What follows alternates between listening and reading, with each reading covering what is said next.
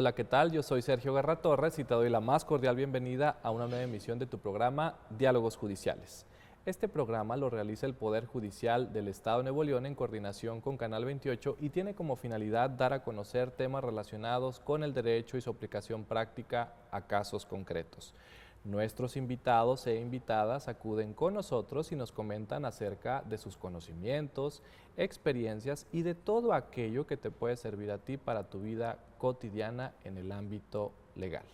Te invito también para que nos sigas en redes sociales. Estamos como Poder Judicial del Estado de Nuevo León en Facebook, YouTube, Instagram, Plataforma X y TikTok.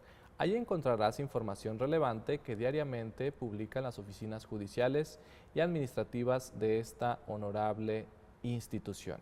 También puedes consultar nuestra página de internet. Estamos en www.pjnl.gov.mx. La información es para ti y la puedes consultar y descargar de forma gratuita.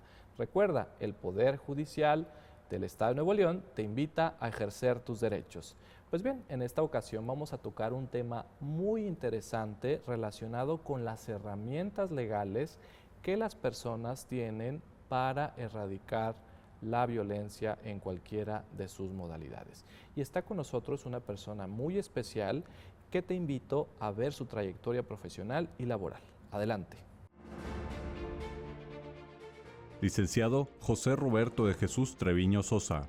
Es egresado de la Facultad de Derecho y Criminología de la Universidad Autónoma de Nuevo León, con maestría en Ciencias Penales. Ingresó al Poder Judicial desempeñándose en diferentes cargos durante su carrera como meritorio, prestador de servicio social, oficial administrativo, actuario, secretario de juzgado, secretario de sala y juez familiar oral.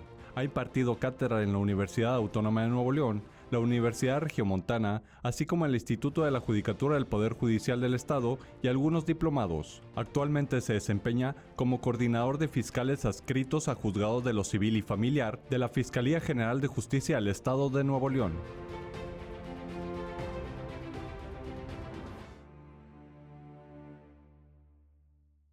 Regresamos. Como adelanté, está con nosotros José Roberto de Jesús Treviño Sosa, a quien agradezco su presencia para tocar estos temas que pues realmente tienen un impacto en la sociedad. Pues muchas gracias por la invitación, es un placer estar con usted y espero que lo que aporte en esta ocasión sirva a la comunidad y que de cierto modo pues sea una manera también de prevenir todo ese tipo de cuestiones que vivimos, que la prensa, la televisión nos da cuenta de la violencia que vivimos no solamente en Monterrey, sino en nuestro país y el mundo entero.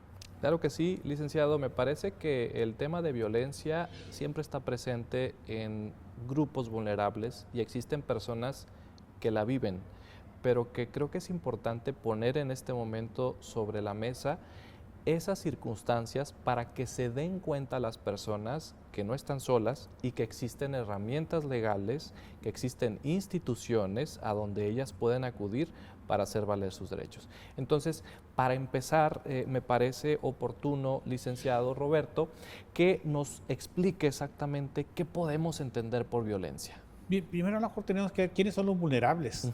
El vulnerable son pues, algunas mujeres, niños, niñas, personas con discapacidad, adultos mayores.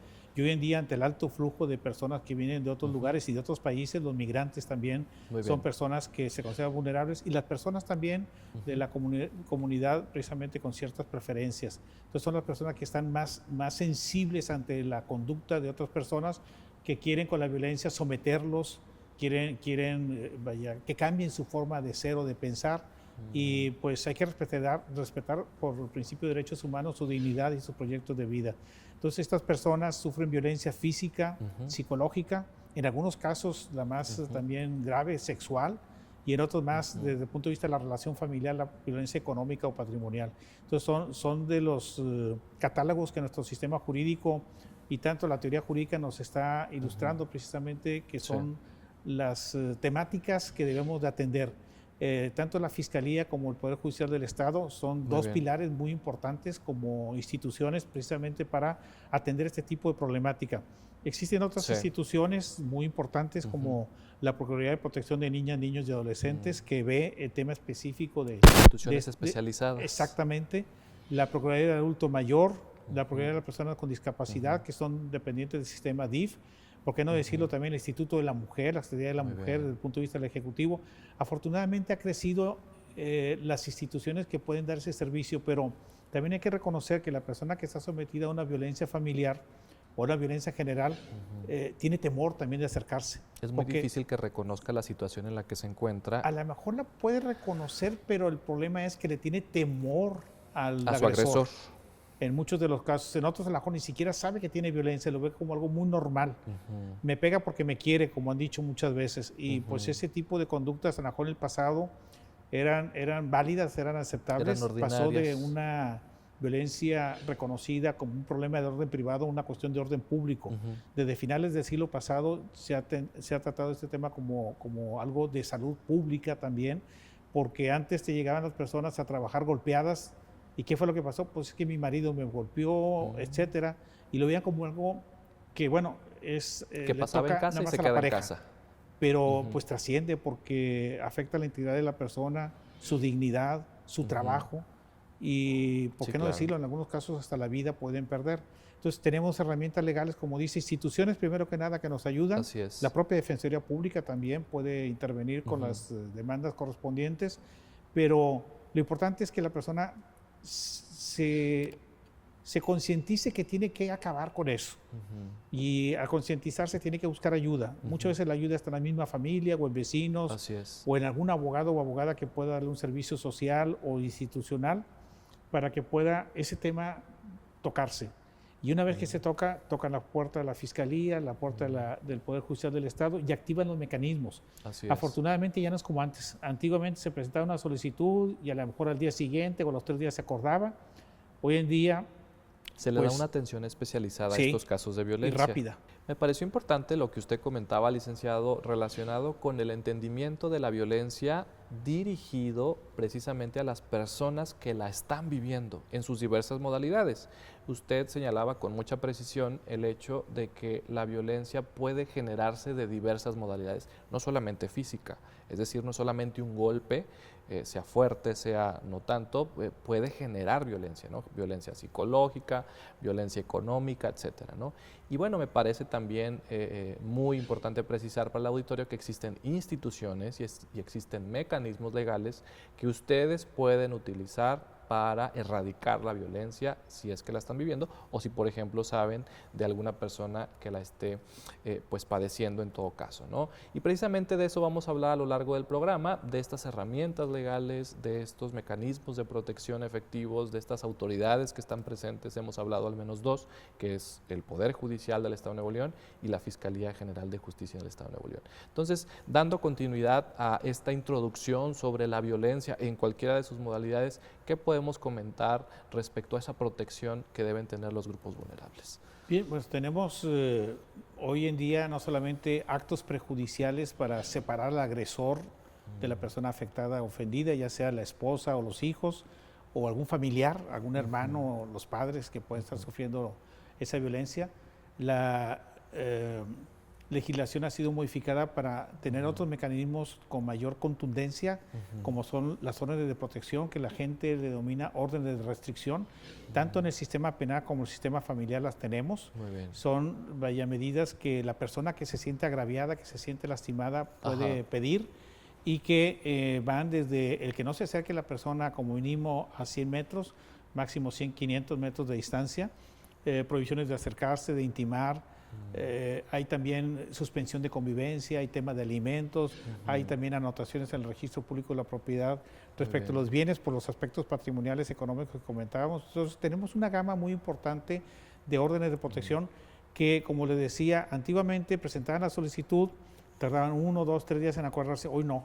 La legislación dice que es de inmediato y habrá responsabilidad para los operadores en caso de que no se lleve a cabo. Inclusive, aunque no quede notificado el sujeto, estas surten efectos. ¿Por qué? Pues una protección a la persona. Claro. La calificación de la gravedad ya no la tiene que hacer el juez o el operador judicial, lo hace el propio afectado. Él sabe cuándo considera que es grave la situación y va y pide su protección. ¿Qué tanto la calificación es de la propia persona que está viviendo y es el momento adecuado para él para buscar esa protección porque siente que ya es la gravedad. Esto no solamente se ha establecido en criterios nacionales, sino internacionales, son parámetros que se dan porque es la víctima la que está sufriendo esos hechos. Es él el que califica su gravedad y el juez tiene que valorar precisamente el contexto de los mismos, sí analizar la gravedad, los riesgos que corre la persona y cuáles son las medidas más apropiadas para poderlo proteger. Inclusive hay una disposición que habla en la policía de reacción inmediata, que significa que le da un seguimiento durante la vigencia de estas medidas y que pues mandan reportes a los juzgados. O sea, de cierto modo tenemos nuevos cauces precisamente para poder tutelar estos derechos. No es un escudo que te dé una protección para cualquier total, cosa. pero de cierto modo son principios que se marcan y que pueden mantener precisamente tranquila a la familia, a las personas, para lograr precisamente buscar los mecanismos adecuados, los juicios adecuados para poder tutelar ya ese derecho que está siendo afectado, ya sea penal o civil o familiar. En este caso hemos escuchado por su parte dos mecanismos que son la separación provisional de personas y las órdenes de protección. Que pareciera este efecto mayor de las órdenes de protección, ¿no? que va más allá incluso de lo que esté solicitando la propia persona. Así ¿no? es. Ese deber de proteger de las autoridades a las personas que lo solicitan. Estas dos herramientas son exclusivas de un núcleo familiar, es decir, en los casos en que procedan estos dos procedimientos debe emanar de una persona del núcleo familiar o es para cualquier situación. Es que cuando hablamos de estos mecanismos, generalmente lo vinculamos a la familia y la familia nuclear, papá, mamá, hijos, pero realmente se puede aplicar para otros miembros de la familia, como señalaba al inicio de nuestra plática. A lo mejor los papás están siendo violentados por los hijos, a lo mejor entre hermanos, a lo mejor entre primos. Abuelos, también se puede hacer valer. O sea, todas esas personas que participan en un núcleo familiar y que no simplemente son esa clasificación ordinaria de papá, mamá, papá, hijo. Sí, claro. Me parece muy interesante poner sobre la mesa estos temas porque al final de cuentas el erradicar la violencia no solamente está desde casa, sino que se pueden presentar diversas situaciones que vamos a estar comentando a lo largo de este programa. Te invito para que te quedes con nosotros, vamos a una pausa comercial, seguimos transmitiendo por la señal de Canal 28 en Diálogos Judiciales. Regresamos.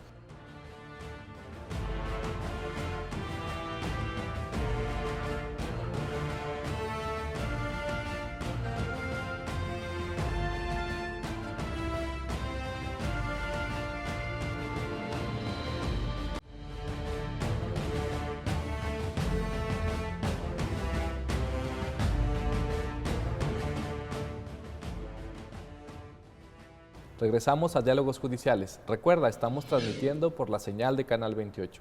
En esta ocasión estamos abordando un tema muy interesante vinculado con esas herramientas legales que tienen a disposición las personas que sufren conductas de violencia en cualquiera de sus modalidades, no solamente física, sino que psicológica, económica y diversos aspectos que vamos a estar comentando a lo largo de este programa.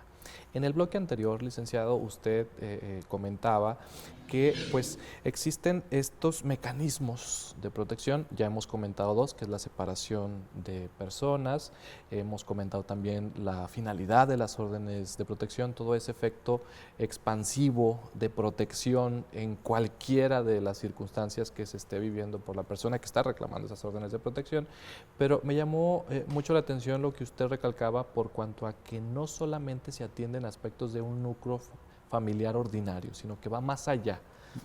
Sí, el espectro se abrió. Antiguamente, pues lo tradicional era la familia nuclear, papá, mamá, hijos.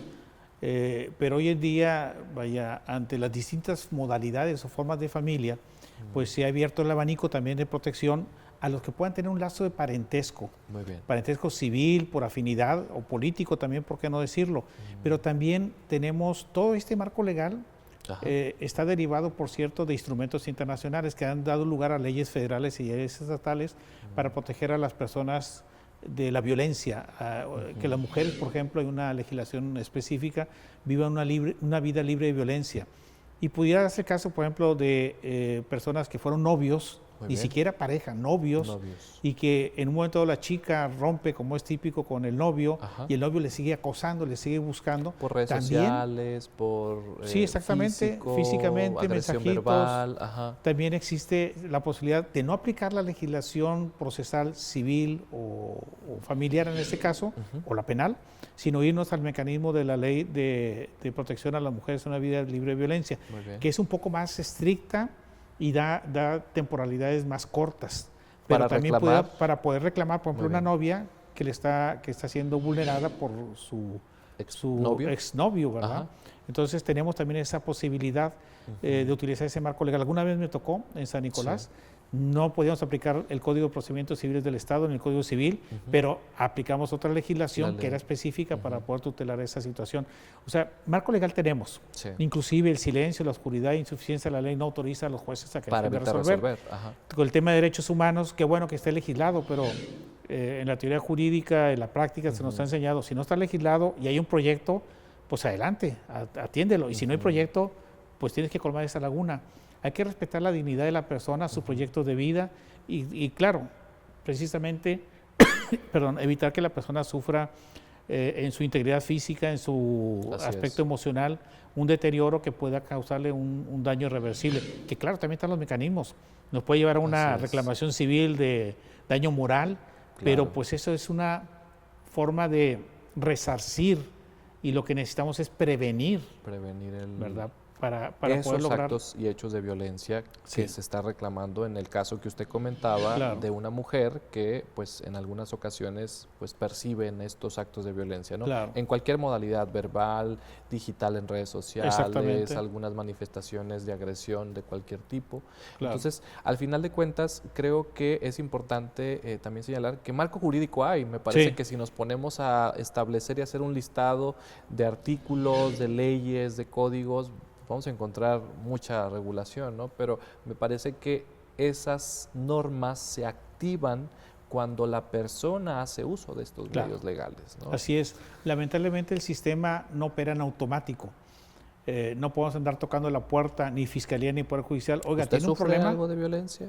tiene que venir Ajá. precisamente y a veces viene a través de la ayuda que dan los vecinos, la familia, los abogados, las instituciones, es las que elaboran las solicitudes para que el Poder Judicial intervenga o la Fiscalía.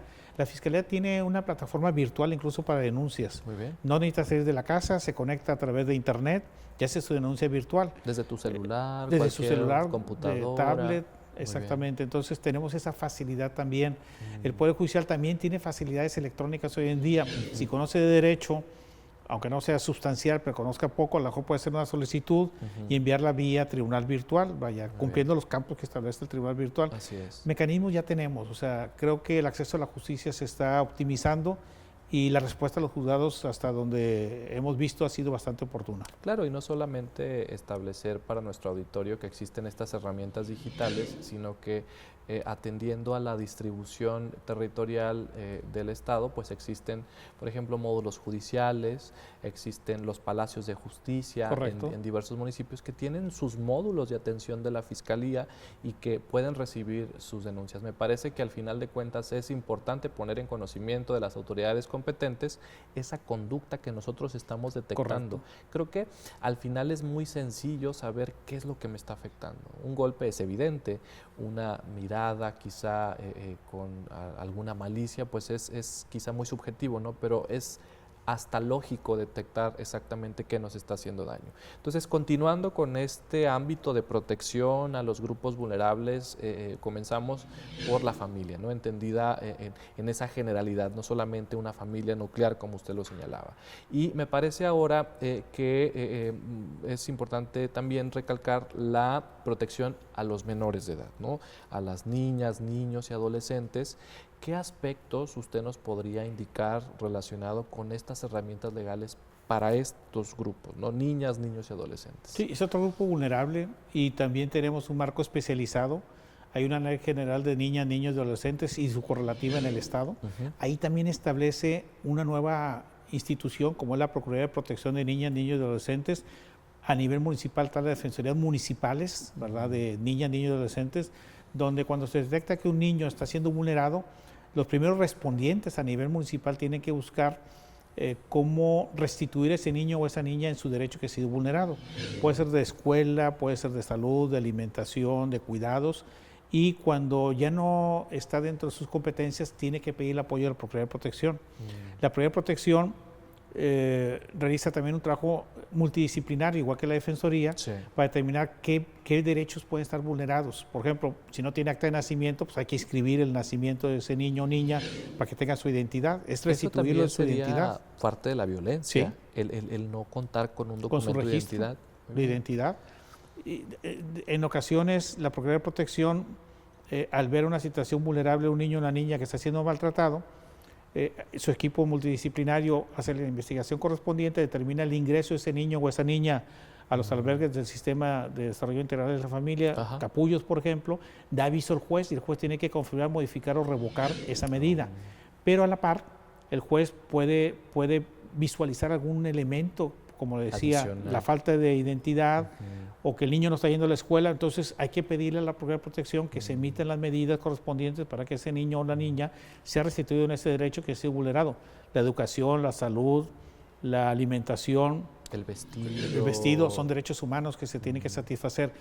Obvio, en forma natural, lo más ordinario es que papá y mamá cumplan. Claro. Pero cuando los padres no están en condiciones por alguna cuestión que tienen quizá variedad física, incluso de problemas, o que lo ven muy natural, ¿verdad? Entonces los mecanismos administrativos de asistencia tienen que colaborar precisamente en la restitución de esos derechos. A lo mejor reeducar a papá y a mamá, entre comillas, para que puedan estar en condiciones de ser su rol de padre y madre y cumplir con las obligaciones, la buena crianza, que es lo que se busca. Y ese tiene un efecto preventivo, ¿no? Preventivo. Porque al final de cuentas, si atacas de raíz lo que está generando ese círculo de violencia en cualquiera de sus modalidades, pues se detiene esa normalidad que quizá los papás o mamás de ese menor pues están viendo muy ordinario. ¿No? Hay situaciones, por ejemplo, en las cuales hay abusos sexuales a lo mejor en la familia, hacia los niños, ¿verdad? Y se le pregunta a algún miembro de la familia, oye, ¿por qué no has denunciado? Pues es que lo veo muy normal, también lo hacen con otros miembros de la familia, etcétera. Como que se normalizó la situación. Entonces, eso es lo que a lo mejor ellos lo están viendo como algo ordinario y no es correcto. Entonces, hay que poner orden en ello, hay que separar a los niños, si se puede reestructurar la familia, que bueno, y si no, bueno, pues tiene que buscarse las opciones, ya sea que ese niño o niña vaya provisionalmente a un albergue, después a una familia sustituta, una familia de acogimiento, que es para que reproduzcan un modelo de familia pues más ordinario, más común, y si no es posible, por la adopción. Se busca que a todos los niños o niñas se les restituya con sus padres, con su familia biológica, cuando es posible. Cuando no, bueno, pues se buscan opciones que la misma Convención de los Derechos del Niño, la misma ley federal y la estatal nos lo recomiendan, y la Fiscalía y el Poder Judicial estamos de la mano en ese sentido, restituir a esos niños en sus derechos que han sido vulnerados. Muy bien, y me gustaría que nos indicara exactamente cómo es que las autoridades tienen conocimiento de estos actos de violencia contra niñas, niños y adolescentes. Me parece que hay muchos casos de violencia, ¿no? Sexual, física, un sinfín de catálogos de conductas que podemos aquí también señalar. Pero ¿cómo es que llegan estos casos, ¿no? Porque pues los niños o están en su casa o están en la escuela, pero exactamente ¿cómo se dan cuenta? Bueno, hay un deber que viene en la ley de hacer una denuncia pública. Quien perciba un maltrato de un niño o una niña tiene que denunciarlo. A lo mejor no hay la cultura para llevarlo a cabo, porque la gente va a decir, me voy a meter en un problema, me voy a meter en conflicto con tal persona y pues y a veces quiero dudas, vivir. ¿no? De que está bien. Sí, pero tenemos el mecanismo de la denuncia anónima. También existe el mecanismo de la denuncia anónima. A veces otros familiares son los que activan los mecanismos, las denuncias penales o los procedimientos en el Poder Judicial precisamente para tutelar los derechos de niñas, niños y adolescentes. La propia Procuraduría, cuando se da cuenta, o la Defensoría Municipal, de una situación de esta naturaleza, debe actuar oficiosamente. A veces los mismos niños divulgan. Un deber podría ser, por ejemplo, el de los maestros, que llega el niño con marcas golpes, en la espalda, o los maestros están legitimados para poder denunciar este tipo de hechos, pero en la práctica nos damos cuenta que es muy escaso que un maestro se ponga a denunciar a los padres, ¿verdad? Sí lo hacen, pero no la constante. Muy bien. ¿Verdad? Y sí se divulga después en los procedimientos judiciales que papá maltrata al niño, pero no tenemos nota de que los maestros hayan hecho alguna referencia en relación a ello. Cuando pedimos información de las escuelas de su comportamiento, de su aprovechamiento, de su asistencia, generalmente vienen notas ahí en relación a situaciones como esta naturaleza. Así es, pues vamos avanzando en relación con esta protección que los niños, niñas y adolescentes deben tener para erradicar conductas que generan violencia. Nos ha explicado con mucha puntualidad cómo se dan, cómo es el contacto que tienen las autoridades para detectar esas conductas irregulares y pues establecer las sanciones que correspondan. Los invito para que se queden con nosotros, estamos transmitiendo desde la señal de Canal 28, seguimos en Diálogos Judiciales. Regresamos.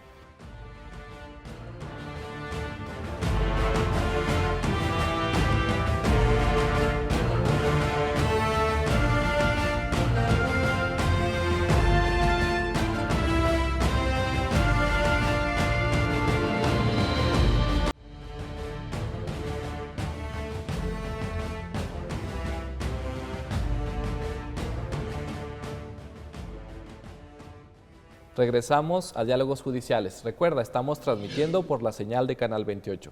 Te invito para que nos sigas en redes sociales. Estamos como Poder Judicial del Estado de Nuevo León en Facebook, YouTube, Instagram, Plataforma X y TikTok.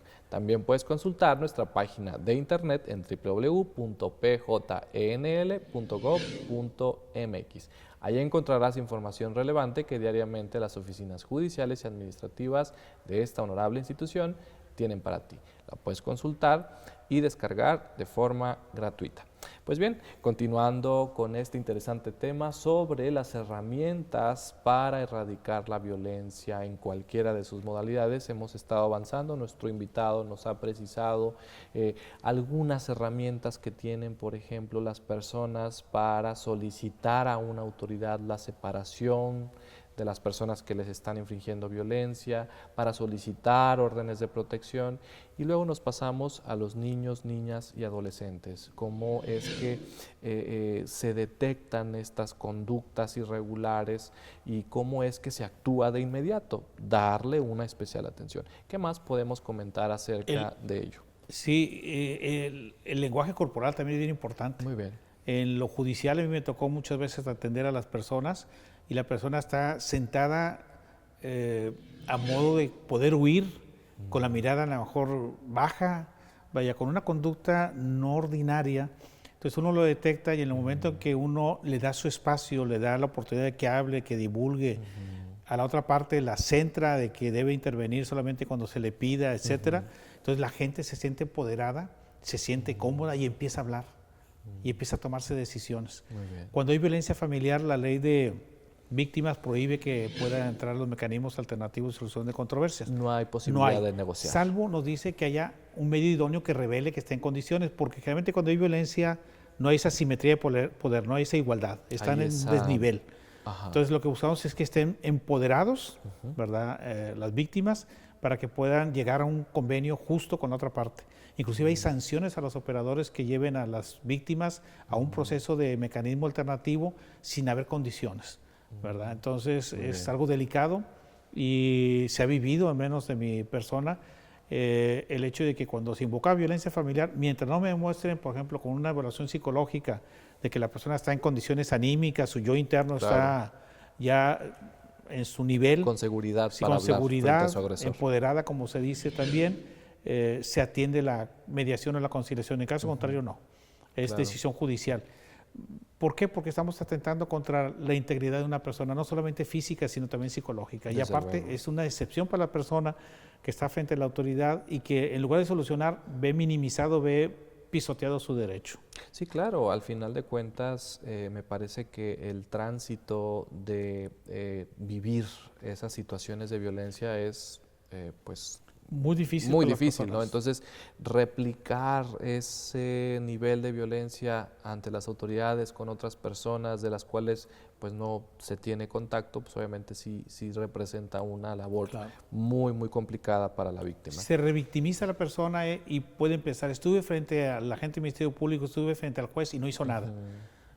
Pues sí, Así es. si el operador está distraído, no se pone atento a ese lenguaje corporal A o esos verbal, detalles a esos mínimos. detalles finos, Ajá. vaya, puede ser que pase, aunque hoy en día hay mucho profesionalismo, hay mucha atención, tanto en Fiscalía como el Poder Judicial del Estado, y se han tomado medidas precisamente importantes en protección de los seres vulnerables, mujeres, adultos mayores, niños, niñas, y no sigue las otras instituciones que han activado, Defensoría Pública, Procuraduría Así de es. Protección, vaya, a través de los ingresos que comentaba. Entonces hay un buen trabajo en relación, todavía hay mucho Claro. que hacer. Y La idea es que se radique.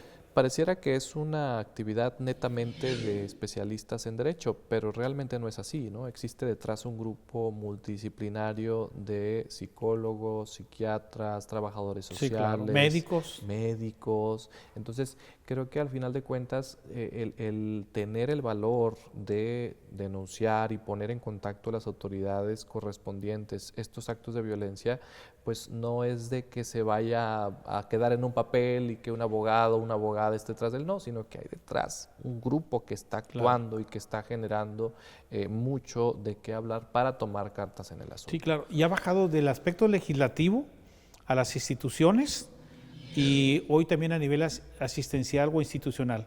Ya los municipios también se involucran, como decían los niños o niñas. En el caso de las mujeres hay también casas albergue para que en un momento dado la mujer que sufre una violencia tenga un lugar seguro, neutral, donde puedan irse a refugiar en tanto su situación legal se ve.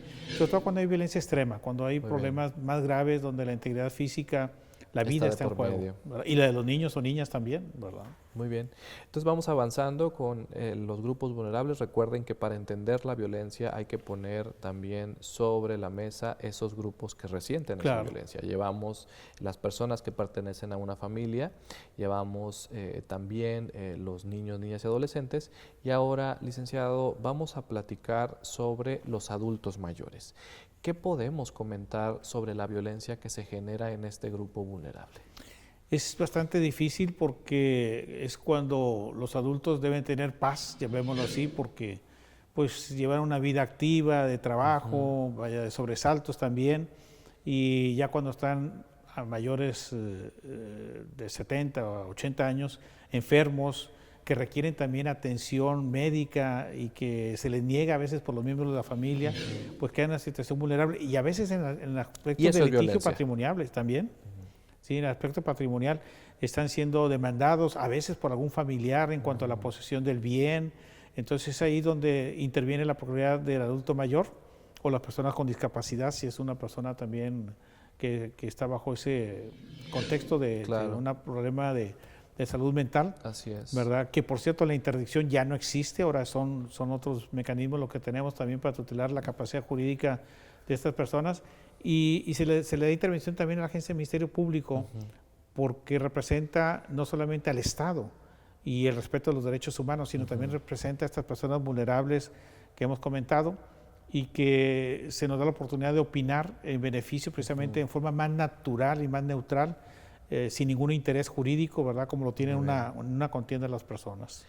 Y aquí también podríamos decir que esas necesidades visibles que se pueden advertir, por ejemplo, de los menores de edad, ¿no? Ya lo comentamos hace rato, el alimento, el vestido, la salud, esos derechos humanos que están de por medio, también se pueden replicar para los adultos mayores. Están presentes, inclusive el derecho de visita o convivencia. Generalmente una forma de violentar es negar el acceso de ese adulto mayor, hombre o mujer, a otros hijos. Se queda un hijo o una hija con ella, lo que lo tiene entre comillas como privado de la libertad y no deja que otros miembros de la familia vayan. Un poco por el aspecto patrimonial, es que si entra le va a sacar la firma, la huella y a lo mejor con eso van a hacer algún documento donde los bienes, etcétera. Y en alguna ocasión, por ejemplo, en un juicio sucesorio en relación a las cuentas bancarias, ya ve que hay designación de beneficiarios. Bueno, el pariente en turno era el que aparecía en la hoja como beneficiario de la cuenta bancaria. Y había un montón de hojas. La última fue la válida porque fue la que prevaleció en el tiempo, ¿verdad?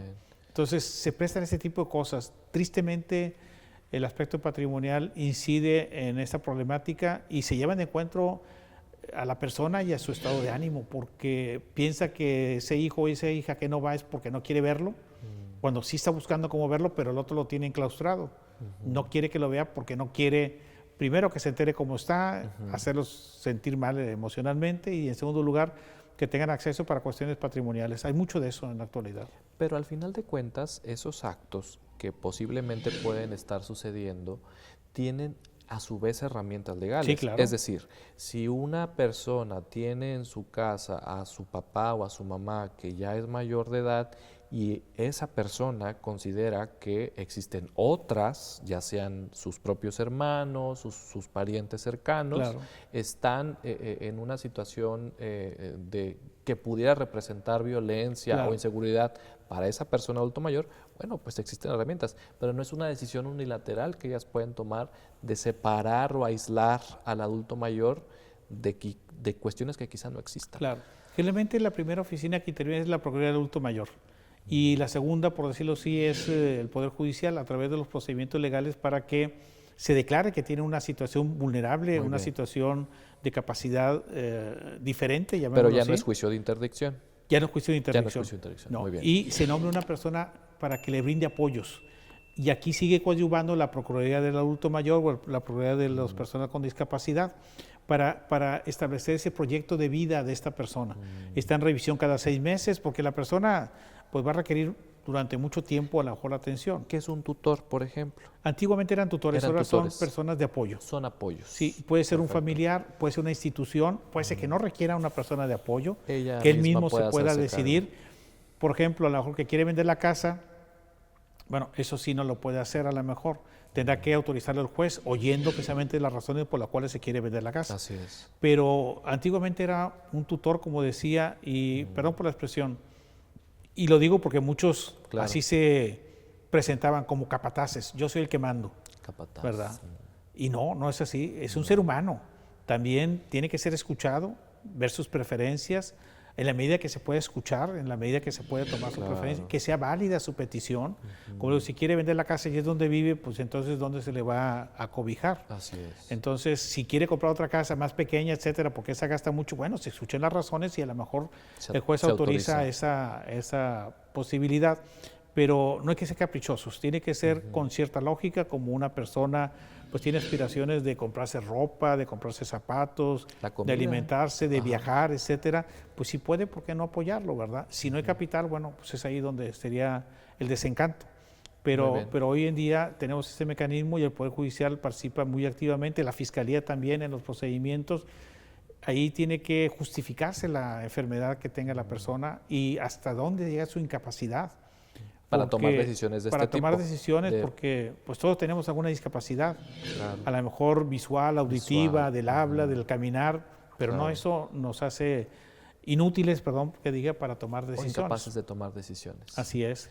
Inclusive dentro del lenguaje que se nos ejemplifica es una persona con discapacidad motriz, pero con una tablet se puede comunicar. Bueno, es un mecanismo que utiliza y puede ser válida esa comunicación Para para tomar manifestar su decisiones. consentimiento a través de esa manera. Claro, son situaciones ya muy especialísimas porque pues primero necesita conocer esa herramienta electrónica, tenerla a su alcance, saberla utilizar para que se pueda comunicar. Claro. Y me parece también que podemos comentar lo relativo a que no solamente en sede civil y familiar se solucionan estos temas. Sí, no. O sea, puede escalar a otras materias, en particular la materia penal. También existe, pues en materia penal todo es violencia, ¿verdad? Algunos se persiguen a instancia de parte, por querella, los fraudes, los abusos de confianza, y otros son de oficio, las lesiones, las amenazas, las injurias, etcétera, pues son perseguidos a virtud de la denuncia que el ofendido, la parte afectada, Presente. la hace valer. Y tenemos también ahí un área de mecanismos alternativos, precisamente para ir a la justicia restaurativa y buscar que las partes, primero que nada, pues lleguen a una solución Sí. y que se otorgue el perdón y que no haya actos de repetición, porque tiene una temporalidad. La ley de mecanismos alternativos tiene una temporalidad que si reinciden o si no cumplen ese acuerdo reparatorio, se va a tomar su causa. En materia familiar, en materia civil, es algo semejante dentro de lo que cabe. Puede haber ese convenio, siempre y cuando no esté presente la violencia familiar o la violencia extrema, porque, bueno, diferencias siempre tenemos. Como decía, uno va a los tigres, otros a los rayados. Claro. Es una diferencia, pero Así no es. es violencia. La violencia es cuando trata de someter, dominar infligirle dolor a la persona, afectarla en su ánimo. Y en su ¿verdad? dignidad, sobre todo. En su dignidad, ¿no? ¿verdad? En su proyecto de vida. Muy bien, pues vamos avanzando y hemos puesto sobre la mesa estos aspectos relativos a la protección de los adultos mayores, ¿no? Todas esas cuestiones que hay detrás. Seguimos en Diálogos Judiciales. Recuerden, estamos transmitiendo por la señal de Canal 28. Regresamos.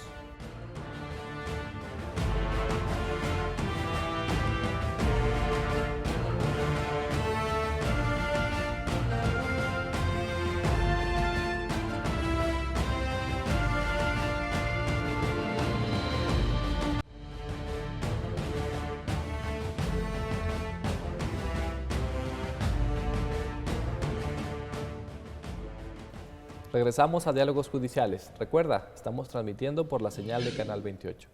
Ya para finalizar este programa, queremos poner en conocimiento de ustedes que existen herramientas legales para erradicar la violencia en cualquiera de sus modalidades. No solamente si tú mismo la estás padeciendo en ese momento, sino si tú adviertes diversas personas que tienen y que están recibiendo violencia, puedes poner en contacto de las autoridades de forma anónima para que se haga lo correspondiente y se sancione a quien en todo caso está generando estos actos de violencia.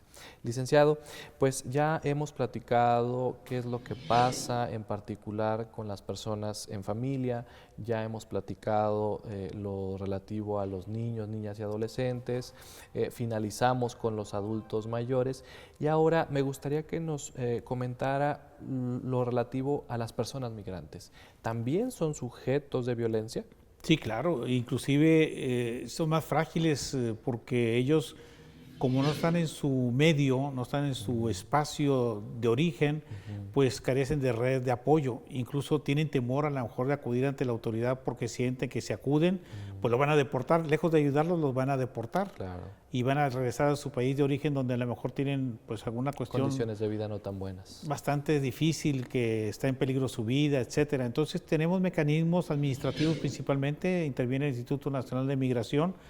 Lamentablemente hay redes de personas que los explotan, ¿Les cobran alguna alguna cantidad cuota para pasarlos a algún lugar? Sí, es el trata de personas, toda esa explotación del ser humano por el ser humano, que es algo injusto. Claro. Y que cuando se advierte por la autoridad, sobre todo la administrativa, policía, Ministerio Público, etcétera, pues se les pone en resguardo. Pero la gente debe tener la confianza, al menos en México, que tiene una vocación de atención al migrante y que los migrantes, muchos de ellos, pues vienen buscando una nueva oportunidad de vida y pueden hacer las solicitudes de refugio para precisamente lograr tener una estancia en nuestro país segura y con trabajo. Y sobre todo le da esos otros beneficios de la seguridad social y el ingreso que le permite llevar una vida digna. Pero también es bastante importante y, repito, son más frágiles porque están precisamente huyendo de condiciones que a lo mejor son más perjudiciales que las que podemos tener en nuestro país. Nada más el aspecto legal es lo que les aflige para poder pues desenvolverse continuar su proyecto de vida. Normalmente. Y ahí en los niños migrantes, la educación.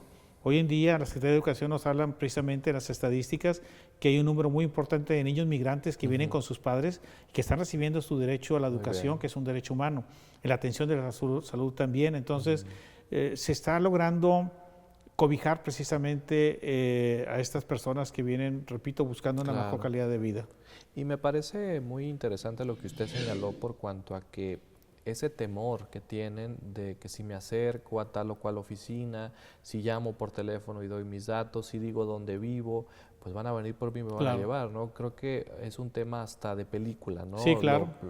Esas escenas en donde corre la gente, las atrapa a las autoridades y va para atrás.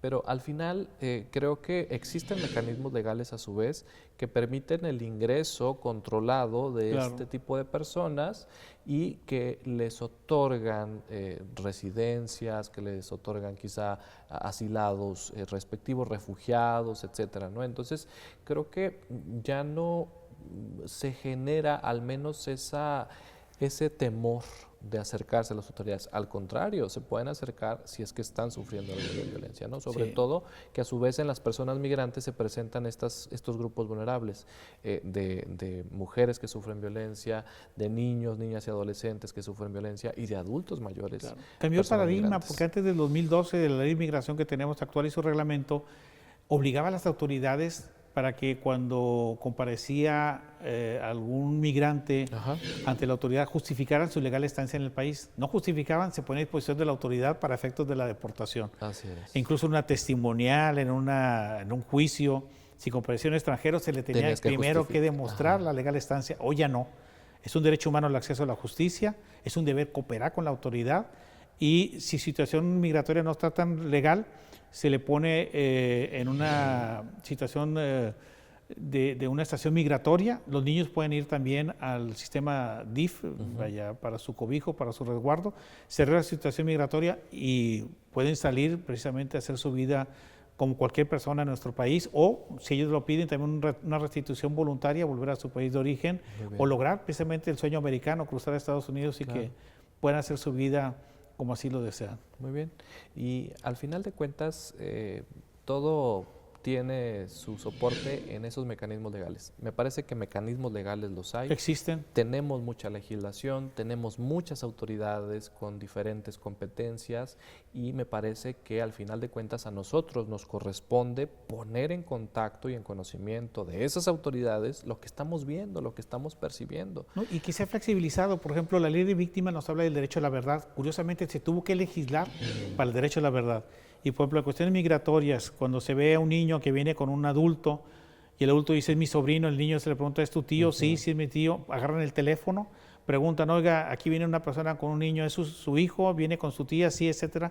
O sea, ya se ha simplificado ese tipo de justificación, llamémoslo así, para que no se piense que es un tema de robo de infante o cosas de esas, y se manda por una foto de WhatsApp o por correo electrónico o algo, el acta de nacimiento, y con eso ya se justifica su situación para poderle brindar protección, ¿verdad? Sí, porque ese niño está a distancia, está muy lejos de su papá o su mamá, pero viene porque pues, pretenden darle un cobijo, ¿verdad? Viene con el tío o la tía y de ese modo se le puede, repito, tener certeza, se cree, ya no es como antes, que a lo mejor se prejuzgaba de que al niño se lo robaron, al niño se lo trajeron contra la voluntad de sus padres. No traía documentos con él. Así es. La ley de víctimas nos ha ayudado mucho en ese principio de la verdad, ¿verdad? Ya no solamente una verdad que tenga que venir en un papel, no, tengo que creerle a la persona. Muy bien. Claro, la mentira, bueno, se va a salir a lucir a través, como digo, de una llamada telefónica, a través de información documental que incluso por WhatsApp, por los medios electrónicos podemos obtener. Sí, obteniendo la ventaja de estas plataformas las redes digitales. Han ayudado mucho. Desde luego. ¿Verdad? Y precisamente son factores que pueden producir violencia, ¿no? Sí, claro. Creo que al final de cuentas en las redes sociales quizá te escondes detrás de un celular, de algún aparato electrónico, pero puedes escribir aspectos que tiendan a denostar la imagen de una persona, puedes subir fotografías, videos. Claro. Entonces, esos aspectos también están protegidos por los mecanismos legales. Así es. ¿Y de qué forma? Bueno, están las denuncias y a lo mejor en un momento dado hacen un fotomontaje. Vaya, eso es una violencia también, están afectando a la persona. Una persona toman su cara y la ponen un cuerpo desnudo, pues están ahí pues atacando la imagen, la integridad de la persona.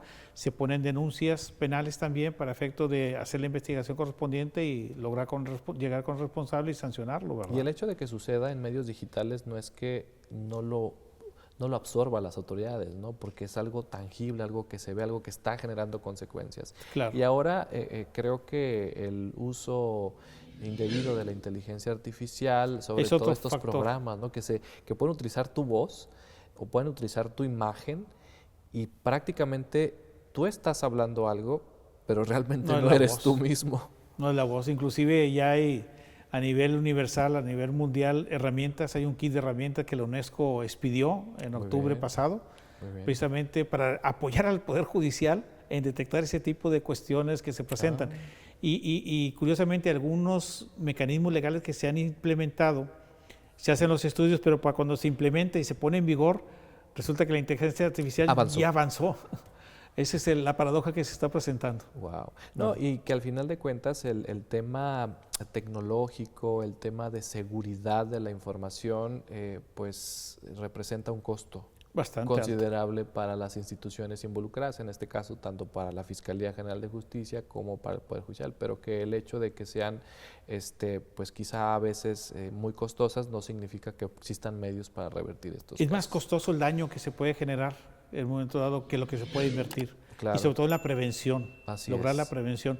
Y que la inteligencia artificial sea más que todo para fines de beneficio, una cuestión médica, de lograr restablecer la salud de las personas o simplificar el trabajo, pero no para el aspecto negativo, como es usurpar alguna voz o alguna función de alguna persona,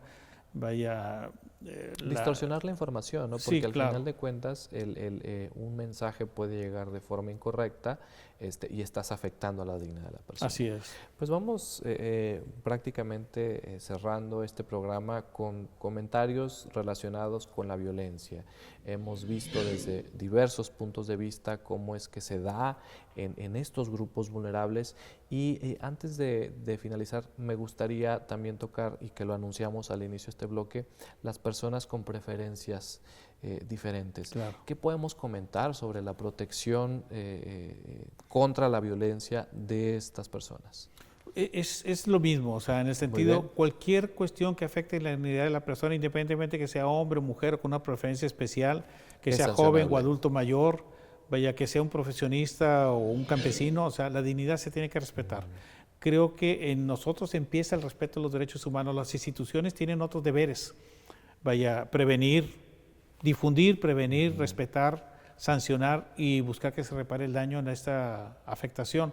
Pero está en nosotros la otra protección. Yo les digo a mis colegas, hoy en día no es como antes. Antes podíamos ir a lo mejor diciendo que una persona es tal por cual, ofenderla y a lo mejor no pasaba nada. Hoy en día no. Si yo descalifico a una persona, si yo afecto sus valores morales, puedo ser demandado en una reparación de daño moral. Ya no es tan sencillo. Cualquier articulista, cualquier editor de un libro, etcétera, que plasma en un documento hechos negativos respecto de otro, que le afecte su imagen, su buen nombre en el concepto público, puede estar demandado. Y de hecho se ha hecho las reclamaciones correspondientes. Licenciado, ¿y cómo entender esta tendencia a utilizar herramientas legales para evitar caer en la afirmación de que somos una generación de cristal? Es decir, se dice que incluso en redes sociales es que no aguantas, es que no soportas un comentario, o sea, ¿cómo no caer en ese adjetivo? Es que la línea divisoria es muy delgada. Yo creo que mientras no afecte la esfera jurídica, económica, emocional de la persona, pues adelante. Pero cuando lo estoy afectando, cuando estoy hablando mal de la persona indebidamente, sin razón. Algo físico, algo visible, que pues ahí está, pero no puedes meterte más allá, ¿no? Así es, pero lo único que tiene la oportunidad de emitir un calificatorio es la autoridad, es la que le tocaría calificar. Nosotros no somos quien para calificar. Yo tengo conocimiento de hechos, tu autoridad decide. Muy bien. Pero si yo lo califico, yo estoy erigiendo, estoy usurpando una función que le toca a una autoridad de emitir la opinión correspondiente. Yo creo que no soy quien para calificar. Yo creo que en eso estriba, respetar la dignidad de la persona, los proyectos de vida, lo que no quiero para mí no lo quiero para los demás. Y hoy en día el tema de derechos humanos, que ha ido evolucionando desde su entrada en vigor en el 2011, así es. Creo que dentro de muy poco podemos tener un poco más bagaje, más información en cuanto al respeto de estos valores de contenido extrapatrimonial. Muy bien, pues muchas gracias, licenciado. Estuvo muy interesante los comentarios que hicimos en este momento sobre la violencia. En general, sí, muchas gracias por la invitación y es un placer estar con usted y les deseo éxito. Muchas gracias. Antes de despedirme, me gustaría comunicar que tienen a su disposición publicaciones académicas que el Poder Judicial del Estado de Nuevo León tiene a su alcance en las diversas plataformas digitales, no solamente en redes sociales, que ya las hemos comentado, sino en la página que está apareciendo en este momento. Pueden descargar las publicaciones académicas, las pueden consultar y es de forma gratuita. En este momento vamos a dar por terminado este programa. Muchísimas gracias por estar con nosotros y los esperamos en una nueva emisión de su programa, Diálogos Judiciales.